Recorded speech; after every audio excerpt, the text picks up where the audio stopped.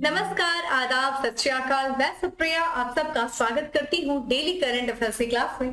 दोस्तों, जैसा कि आज 11 नवंबर है, तो आज की क्लास में हम 11 नवंबर से रिलेटेड जो भी न्यूज है, जो भी इवेंट्स है, जो हमारे एग्जाम के लिए इंपॉर्टेंट है, हम उन्हें की करके यहाँ पे डिस्कस करेंगे। तो चलिए जल्दी से आप सभी लोग सेक्शन से जुड़ जाइए और ज्यादा से ज्यादा लोगों को सेशन शेयर करिए और अपने साथ नोटबुक और पेन लेकर के बैठना ना भूलें, क्योंकि मैं हमेशा आप लोग से कहती हूँ कि जब भी मैं क्वेश्चंस को डिस्कस करती हूँ, जब आप लोगों से आंसर डिस्कस कर रही होती हूँ, तो उस दौरान कुछ और भी इंपॉर्टेंट फैक्ट्स और इंपॉर्टेंट पॉइंट्स भी आप लोग को बताती हूँ, जहां से पूरी पॉसिबिलिटी होती है आपके एग्जाम में क्वेश्चन को पूछे जाने की। तो उन पॉइंट्स को, उन फैक्ट्स को नोट डाउन करिए और उन्हें रिविजन भी करिए और बार बार प्रैक्टिस करिए, ठीक है। तो चलिए जल्दी से सेशन से जुड़ जाइए और हाँ, चैनल को सब्सक्राइब करना और बेल आइकन को प्रेस करना ना भूलें, क्योंकि मैं डेली इसी टाइम मॉर्निंग में आप सभी लोगों से करंट अफेयर्स की क्लास में मिलती हूँ और इस बेल आइकन को प्रेस करने से उससे आपको नोटिफिकेशन भी मिलता रहेगा। तो चलिए देर नहीं करते हैं और अपनी क्लास को स्टार्ट करते हैं। और अपनी क्लास में आज सबसे पहला क्वेश्चन है कि हाल ही में किस क्षेत्र में राष्ट्रपति द्रौपदी मुर्मू ने नेशनल फ्लोरेंस नाइटिंगेल अवार्ड प्रदान किया है। तो जिन लोगों को पता होगा फ्लोरेंस नाइटिंगेल कौन थी और उन्हीं की स्मृति में यह अवार्ड प्रदान किया जाता है, तो वो अच्छे से आंसर कर लेंगे। तो देखा जाए, देखिए ऑप्शंस क्या है, खेल है, नर्सिंग है, कला है या फिर शिक्षा है। वीडियो को पॉज करिए, कमेंट बॉक्स में आंसर करिए, ठीक है। चलिए मैं आंसर बता देती हूँ आप लोग को। आंसर इज बी, ठीक है। नर्सिंग के क्षेत्र में जिन्होंने अपना योगदान दिया है, जिन नर्स ने, जो स्वास्थ्य कार्यकर्ता जो कर्मी रहे हैं, उनको जो है नेशनल फ्लोरेंस नाइटिंगेल अवार्ड दिया जाता है। और देखते हैं इस वर्ष कितने लोगों को दिया गया है। तो वर्तमान जो राष्ट्रपति हैं द्रौपदी मुर्मू, उन्होंने राष्ट्रपति भवन में नर्सिंग पेशेवरों को वर्ष 2021 का, ध्यान रखिएगा, ये 2021 का दिया गया है राष्ट्रीय फ्लोरेंस नाइटिंगेल पुरस्कार। अगर इस पुरस्कार की बात किया जाए तो ये पुरस्कार नर्सों और नर्सिंग स्टाफ को उत्कृष्ट समाज सेवा के लिए दिया जाता है। तो जो देखा जाए हेल्थ से रिलेटेड, यानी कि जो नर्स होती हैं, जो नर्सिंग स्टाफ होती है, उन्होंने जो समाज सेवा, जो पब्लिक सर्विस किया है, जो उन्होंने अपना योगदान दिया है, अपने जीवन का बहुत महत्वपूर्ण समय इस समाज सेवा के लिए दिया है, उस को ही कहा जाता है, सम्मानित करने के लिए ये पुरस्कार दिया जाता है। अगर हम बात करें इस वर्ष कितने लोगों को दिया गया, यानी कि वर्ष 2021 का जो राष्ट्रीय फ्लोरेंस नाइटिंगेल पुरस्कार दिया गया, उसमें देखा जाए 17 सहायक नर्स थे और मिडवाइफ है और 4 महिला स्वास्थ्य आगुंतक है और 30 नर्स। टोटल देखा जाए दोस्तों तो 61 लोगों को जो है इस वर्ष राष्ट्रीय फ्लोरेंस नाइटिंगेल पुरस्कार दिया गया है। इस पुरस्कार की शुरुआत की बात करें तो भारत सरकार का जो मंत्रालय है, केंद्रीय स्वास्थ्य और परिवार कल्याण मंत्रालय, इस पुरस्कार की शुरुआत 1973 में किया था। और अगर आपको पता होगा इस पुरस्कार को अगर देखा जाए तो अगर आप लोगों ने सुना होगा फ्लोरेंस नाइटिंगेल, जिसे कहा जाता है, ठीक है, ध्यान रखेगा, लेडी ऑफ द लैम्प, ठीक है, माफ करिएगा, लेडी विद द लैम्प, ठीक है, लेडी विद द लैम्प ये कहा जाता है। फ्लोरेंस नाइटिंगेल का जो जन्म हुआ था दोस्तों, वो फ्लोरेंस नामक स्थान पे हुआ था, इटली में हुआ था। कब हुआ था? तो ये हुआ था 12 मई को हुआ था, 1820 में हुआ था। तो ध्यान रखिएगा 12 मई को हम क्या सेलिब्रेट करते हैं? इंटरनेशनल नर्स डे, अंतरराष्ट्रीय नर्स दिवस के रूप में 12 मई मनाया जाता है, क्योंकि फ्लोरेंस नाइटिंगेल का जो जन्म हुआ था इसी वर्ष 12 मई को हुआ था, जिन्हें लेडी विद द लैम्प के नाम से जाना जाता है, ठीक है। चलिए कमेंट बॉक्स में आप मुझे आंसर करिए कि राष्ट्रीय नर्स दिवस किस तारीख को मनाया जाता है, किस डेट पे मनाया जाता है, ठीक है। चलिए आगे बात करते हैं नेक्स्ट क्वेश्चन पे। नेक्स्ट क्वेश्चन है हमारा कि हाल ही में किसके द्वारा G20 प्रेसिडेंसी लोगो, थीम और वेबसाइट अनावरण किया गया है। तो ये वही कंट्री करेगा जो आने वाले दिनों में G20 जो समिट है उसका मेजबानी करेगा। कौन है वो, किसने क्या? नरेंद्र मोदी ने, द्रौपदी मुर्मू ने, एस जयशंकर ने, अमित शाह ने। ये सारे शिक्षित भारत के, यानी कि अगला जो है G20 सम्मेलन की जो मेजबानी कर रहा है वो भारत कर रहा है। और इस वर्ष यानी कि G20 प्रेसिडेंसी के लोगो, थीम और वेबसाइट का जो अनावरण किया गया है वो प्रधानमंत्री नरेंद्र मोदी जी के द्वारा किया गया है। आइए इसके लोगो को देखते हैं। स्क्रीन पे आप देख सकते हैं ये लोगो खुला हुआ है G20 का, जो कि वर्ष 2023 की मेजबानी की जाएगी भारत के द्वारा। और भारत के द्वारा G20 की पहली बार मेजबानी की जा रही है। और इस मेजबानी के लिए भारत ने देखा जाए लोगो, उसकी थीम, ठीक है, उसके विषय का अनावरण किया है। तो प्रधानमंत्री नरेंद्र मोदी जी ने वीडियो कॉन्फ्रेंसिंग के माध्यम से G20 समूह, ठीक है, G20 ग्रुप के सम्मेलन का लोगो, थीम और वेबसाइट का अनावरण किया है। लोगो देख सकते हैं आप। अगर देखा जाए इस वर्ष यानी कि वर्ष 2022 की जो G20 ग्रुप का, ठीक है, मेजबानी की जा रही है, वो किया जा रहा है इंडोनेशिया के द्वारा। इंडोनेशिया जो है वर्ष 2022 की मेजबानी कर रहा है और वो इसको देखा जाए हैंडओवर करेगा 1 दिसंबर से भारत को कर रहा है, ठीक है। तो वर्ष 2023 की मेजबानी की जाएगी भारत के द्वारा G20 का। और यहाँ पे जो लोगो है उसमें देख सकते हैं आप राष्ट्रीय ध्वज बना हुआ है, ठीक है। जो लोगो में आप देखेंगे तीनों कलर आपको देखने को मिल रहा होगा, तीन नहीं जो चार, जो हमारे नेशनल फ्लैग में जो 4 कलर हैं जिसमें से देखा जाए केसरिया है, सफेद, हरा और नीला। नीला रंग देखिए जो चक्र में बना रहता है वो नीला रंग, जो कि आकाश और पूरे समुद्र को यानी कि पूरी पृथ्वी के जो वाटर है, वाटर बॉडी, उसको वो दर्शाता है, ठीक है। यहाँ पे हमें कमल भी देखने को मिलता है जो कि हमारा नेशनल फ्लावर है यानी कि राष्ट्रीय फूल कमल है। उसके साथ देखिए किसको जोड़ा गया है दोस्तों, यहाँ पे आप देख सकते हैं पूरी पृथ्वी को जोड़ा गया है एक कमल के साथ। और ये दर्शाता है, कहते हैं ना कि कितनी सारी चुनौतियों के बावजूद भी कि एक जो कमल खिलता है, ठीक है। तो इतनी सारी चुनौतियों के बावजूद भी हम क्या कर रहे हैं, लगातार विकास कर रहे हैं, ये इसको दर्शाता है कमल के बीच में पृथ्वी का, ठीक है, ये इसको दर्शाता है। वही अगर हम बात करें इस वर्ष जो है लोगों के नीचे क्या लिखा गया है, देखिए आप यहाँ पे देख सकते हैं, तो लोगों के नीचे देवनागरी लिपि में देखिए क्या लिखा गया है, भारत लिखा गया है, ठीक है। और यहाँ इस वर्ष थीम क्या रहेगी, तो वसुधैव कुटुंबकम, ठीक है। अध्यक्षता का जो थीम है भारत की वो है वसुधैव कुटुंबकम, ठीक है। वसुधैव कुटुंबकम, ये जो पूरी पृथ्वी है वो एक ही परिवार है, इसका तात्पर्य होता है। और ये कहाँ से लिया गया है, तो देखिए हमारी जो संस्कृत पाठ है, संस्कृत ग्रंथ है महाउपनिषद के प्राचीन संस्कृत पाठ से लिया गया वसुधैव कुटुंबकम। और संसद भवन के प्रवेश द्वार पे भी वसुधैव कुटुंबकम जो है लिखा गया है, ये भी आपसे पूछा जा सकता है, ठीक है। कहाँ से लिया गया है, महाउपनिषद के प्राचीन संस्कृत पाठ से लिया गया है वसुधैव कुटुंबकम, जिसका तात्पर्य हुआ है पूरी पृथ्वी एक ही परिवार है, इसमें कोई भेद नहीं है, सभी लोग समान है, ठीक है। काफी अच्छा ये चीज है और ध्यान रखिएगा इस चीज को, बहुत ये काफी इधर भी चर्चा में भी रहा है। अगर देखें अगले महीने से, जैसा कि हमने आप लोगों से बताया कि वर्ष 2022 के G20 जो समिट है उसकी अध्यक्षता की जा रही है इंडोनेशिया के द्वारा। और इंडोनेशिया जो है अब हैंडओवर करेगा 1 दिसंबर को किसे, इंडिया को, और इंडिया करेगा 2023 की मेजबानी, ठीक है, किसकी, G20 की, ठीक है। तो ये चीज ध्यान रखिएगा और लोगो ध्यान रखिएगा, क्या चीज है, कौन कौन से कलर का इस्तेमाल किया गया है, राष्ट्रीय फूल है, थीम क्या है, वसुधैव कुटुंबकम, भारत किस लिपि में लिखा गया है, तो ध्यान रखिएगा देवनागरी लिपि में लिखा गया है, तो ये इंपॉर्टेंट है, ठीक है। आइए, इंपॉर्टेंट दोस्तों इसलिए भी क्योंकि पहली बार भारत जो है G20 सम्मेलन का मेजबानी कर रहा है, इसलिए इंपॉर्टेंट और भी हो जाता है।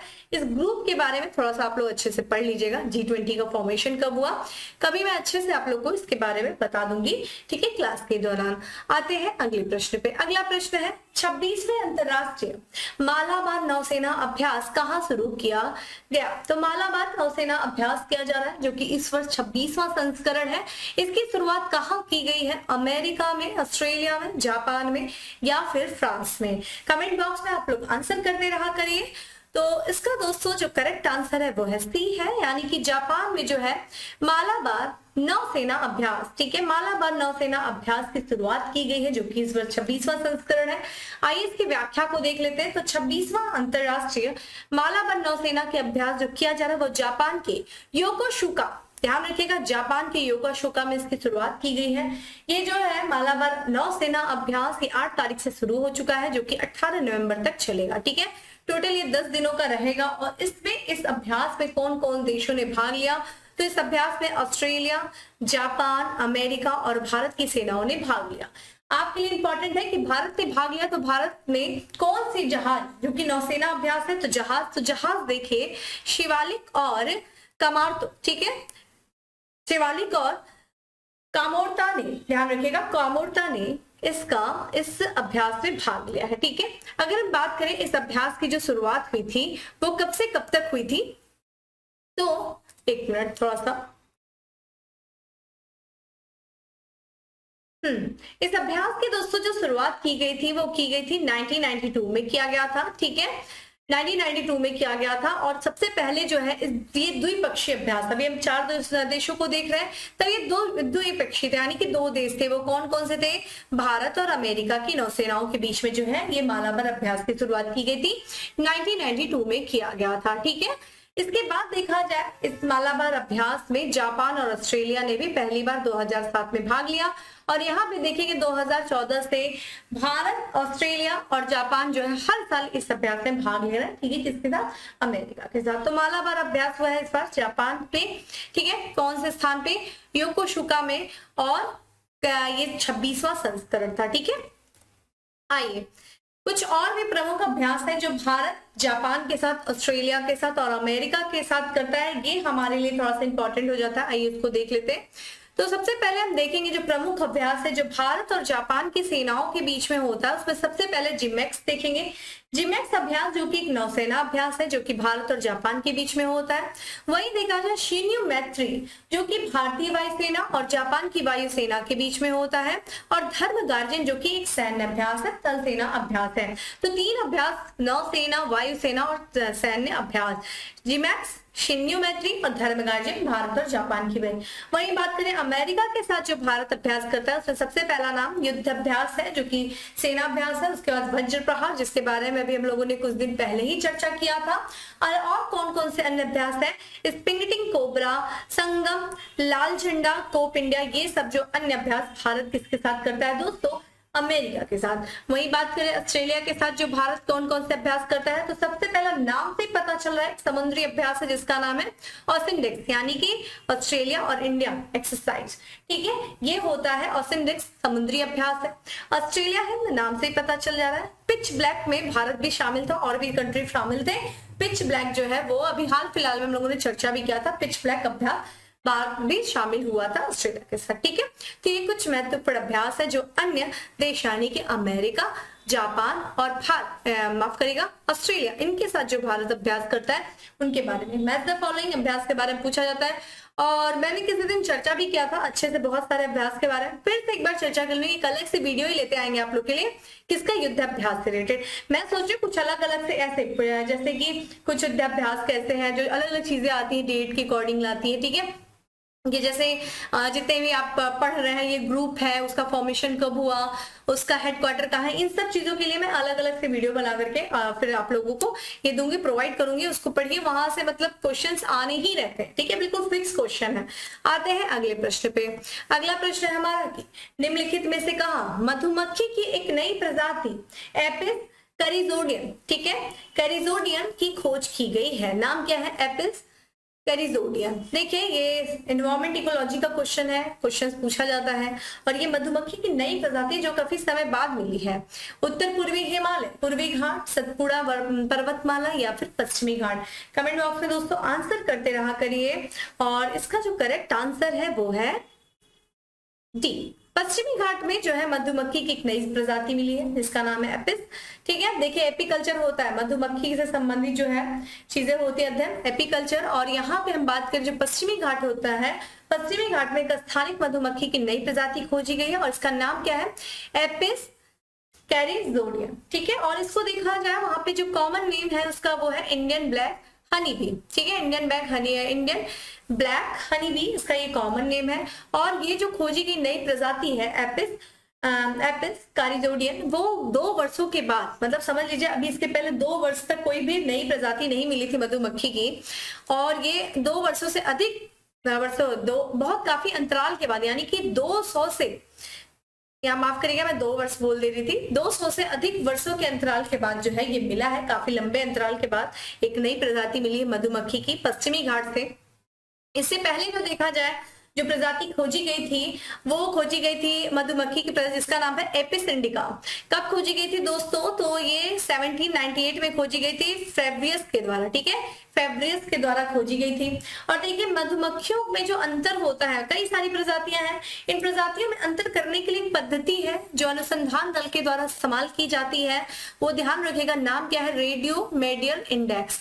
तो आपसे पूछा जा सकता है कि जो मधुमक्खी की प्रजातियां हैं, इन प्रजातियों में अंतर करने के लिए, या फिर कैसे हमें पता चले, सब तो एक ही जैसी लग रही है, तो उसमें जो अंतर है उस अंतर की पहचान करने के लिए अनुसंधान दल के द्वारा जिस पद्धति का इस्तेमाल किया जाता है उसका नाम है रेडियो मेडियल मीडियम इंडेक्स। ठीक है, ध्यान रखिएगा, इसका नाम आपसे पूछा जा सकता है, मोस्ट इंपॉर्टेंट।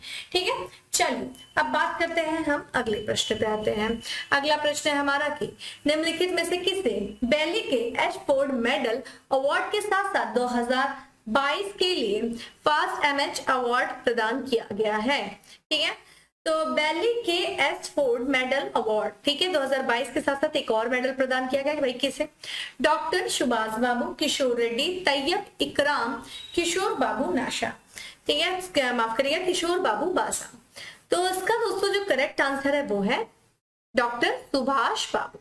ठीक है, इन्हें जो है इस अवार्ड, 2 अवार्ड से सम्मानित किया गया है।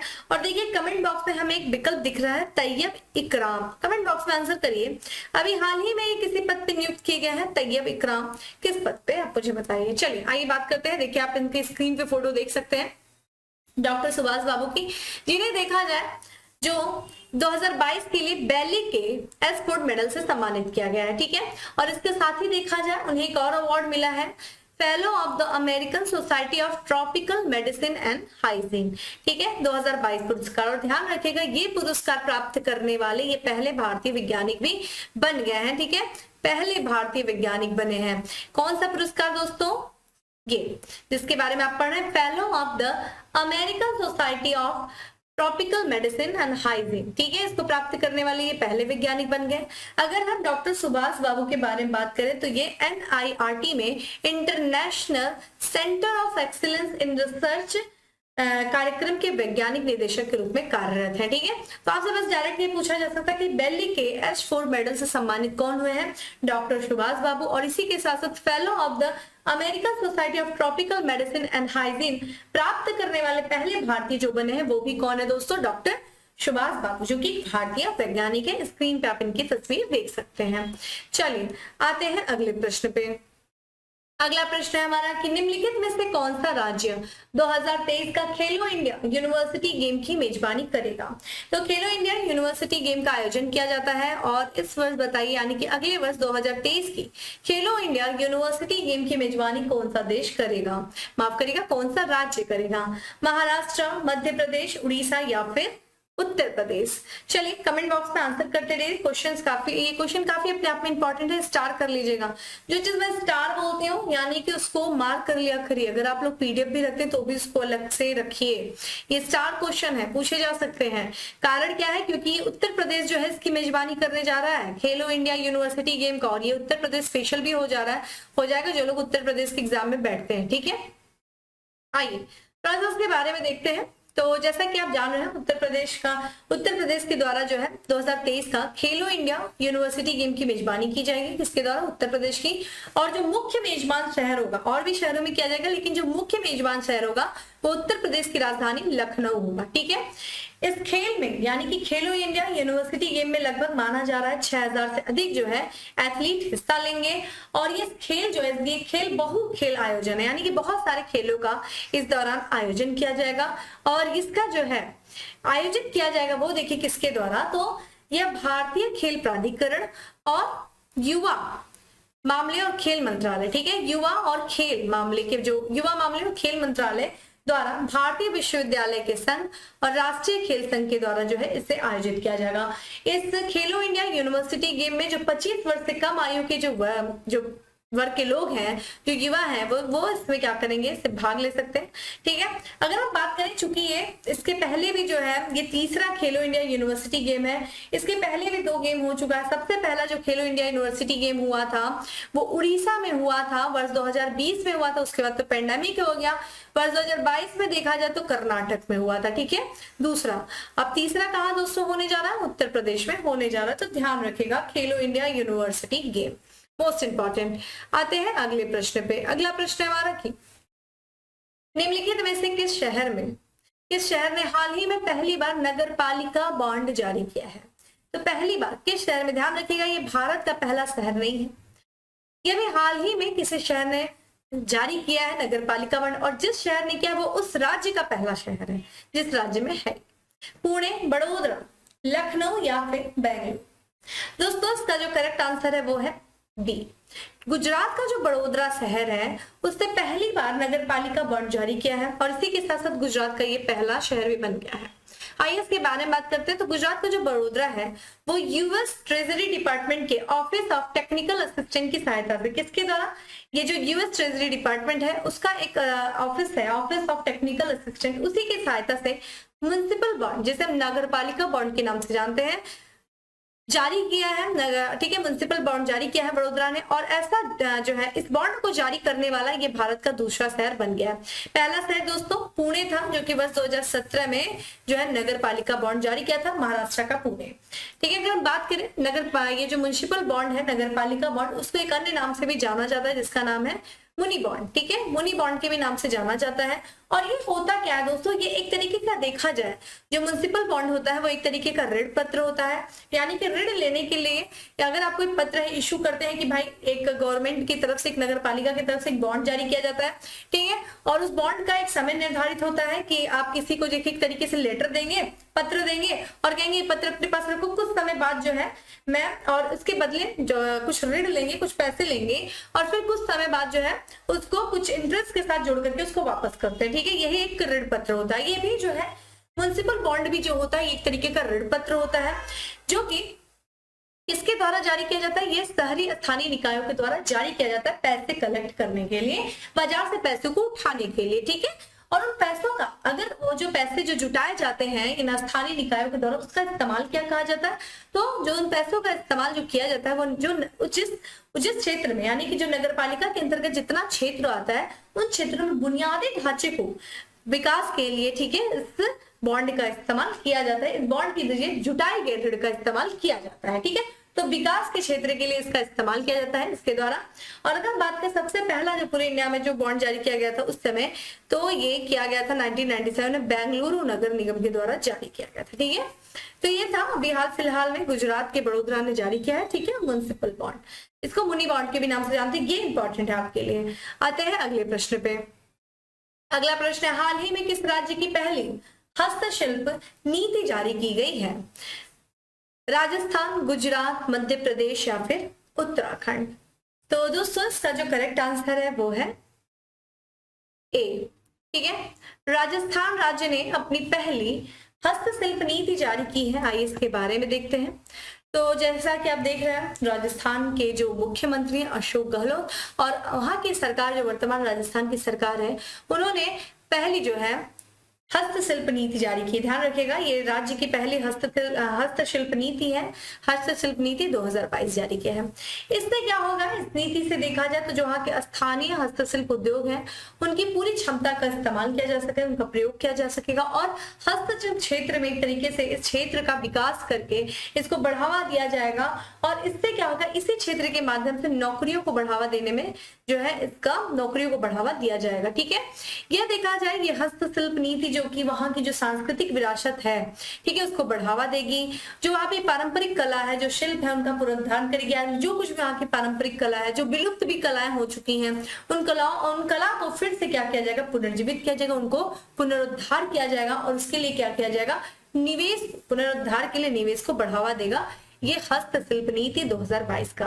ये राज्य में से हस्तशिल्प निर्यात को और बढ़ावा देने का प्रयास करेगा। ठीक है, तो जो हाथों से बनी हुई जो चीजें होती हैं, जिसमें आप तस्वीर में देख सकते हैं, जो कालीन होते हैं, जिस कुछ भी हाथों से निर्मित चीजें होती हैं, आप घर में डेकोरेशन का भी बहुत सारी चीजें लगाते होंगे, तो जो कालीन हो गई, बहुत सारी चीजें जो हाथों की बनी, यानी कि हस्तशिल्प, जो हाथों की बनी हुई शिल्प होते हैं उसी को हस्तशिल्प कहते हैं।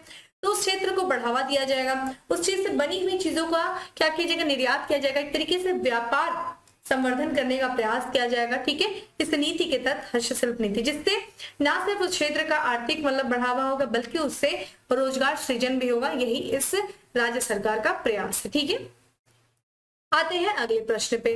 अगला प्रश्न है हमारा कि भारत का पहला निजी तौर पर विकसित रॉकेट विक्रम एस को किस मिशन के तहत अंतरिक्ष में भेजा जाएगा? तो देखिए, जो है पहला निजी जो है निजी अंतरिक्ष यान जो है, या फिर निजी मिशन कह सकते हैं, अंतरिक्ष से संबंधित, वो लॉन्च किया जा रहा है, जो कि कौन सा रॉकेट विक्रम, और ये किस मिशन के तहत किया जा रहा है? उज्ज्वल मिशन, प्रारंभ मिशन, कीर्ति मिशन या फिर आरंभ मिशन।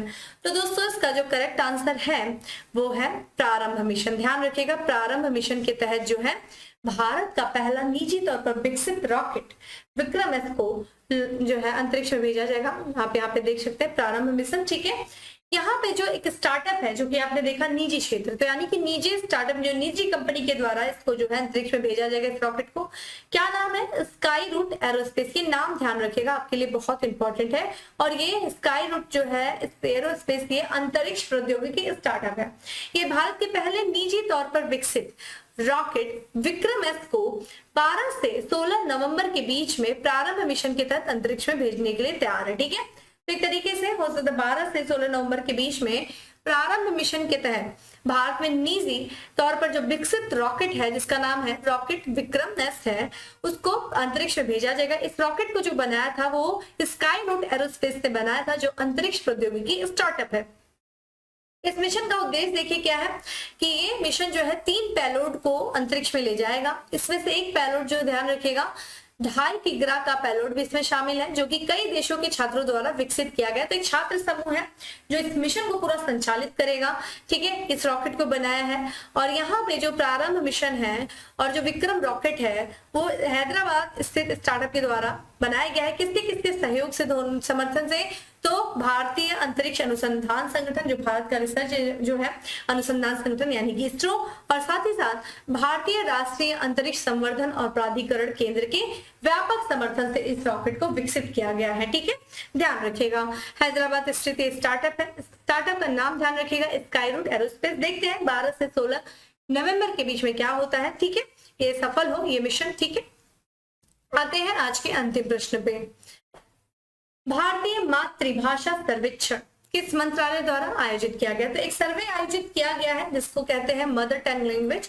और ये सर्वे देखिए किस मंत्रालय के द्वारा आयोजित किया गया? शिक्षा, संस्कृत मंत्रालय, गृह मंत्रालय या फिर जनजातीय कार्य मंत्रालय। तो दोस्तों इसका जो करेक्ट आंसर हो जाएगा वो है सी, होम मिनिस्टर के द्वारा, जो यानी कि होम मिनिस्ट्री के द्वारा, गृह मंत्रालय के द्वारा भारतीय मातृभाषा सर्वेक्षण जो है आयोजित किया गया है। आइए इसके बारे में देख लेते हैं। तो गृह मंत्रालय ने 576 भाषाओं की फील्ड वीडियोग्राफी के साथ भारतीय मातृभाषा सर्वेक्षण mother tongue survey of India पूरा किया, ठीक है। किससे? गृह मंत्रालय ने किया। कितनी भाषाओं की फील्ड वीडियो बनाई इसने?